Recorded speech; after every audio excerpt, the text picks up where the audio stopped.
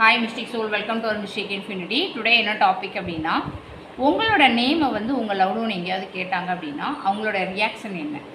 உங்கள் நேமை கேட்கும்போது அவங்க எப்படி ரியாக்ட் பண்ணுறாங்க?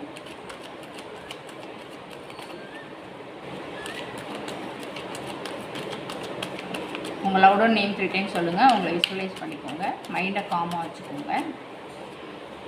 உங்கள் நேம் கேட்கும்போது அவங்களோட ரியாக்ஷன் என்ன?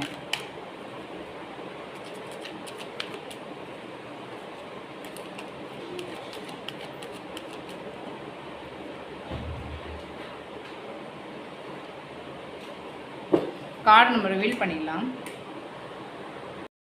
ஓவரால் கார்டு எனர்ஜி படி பார்க்கும்போது the devil and 7 of cups வந்து உங்களுடைய நேம் அவங்க கேட்கும்போது அவங்களுக்கு வந்து ஒரு ட்ரிகர் ஃபீலிங்ஸ் ஏற்படுது.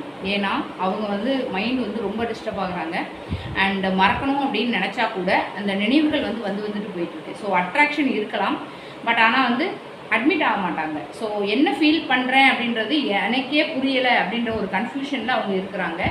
அண்ட் பாஸ்ட் மெமரிஸ் அவங்களுக்கு வந்து ட்ரிகர் பண்ணுது. ஸோ உங்கள் பெயரை வந்து அவங்க எமோஷ்னலி வந்து ரொம்பவே ஷேக் பண்ணுது அப்படின்னு நம்ம சொல்லலாம். வெளியில் வந்து காம் மாதிரி ஆட் பண்ணலாம், பட் ஆனால் உள்ளே வந்து மிக்ஸ்டு ஃபீலிங் இருக்குது. ஸோ இந்த கார்ட்ஸ் வந்து இன்டென்சிட்டியை காட்டுது. ஸோ கிளாரிட்டி இன்னும் இல்லை. அவங்களே வந்து அவங்களோட எமோஷன்ஸை வந்து முதல்ல புரிஞ்சிக்கணும். புரிஞ்சாதான் இதுலேருந்து வந்து அவங்களுக்கு வந்து கிளாரிட்டி வரும். இந்த மெசேஜ் உங்களுக்கு ரெசனேட் ஆச்சு அப்படின்னா மிஸ்டிக் இன்ஃபினிட்டி ஃபாலோ பண்ணுங்கள், சப்ஸ்கிரைப் பண்ணுங்கள், உங்கள் ஃப்ரெண்ட்ஸ் அண்ட் ஃபேமிலிக்கு ஷேர் பண்ணி சப்போர்ட் பண்ணுங்கள். தேங்க்யூ.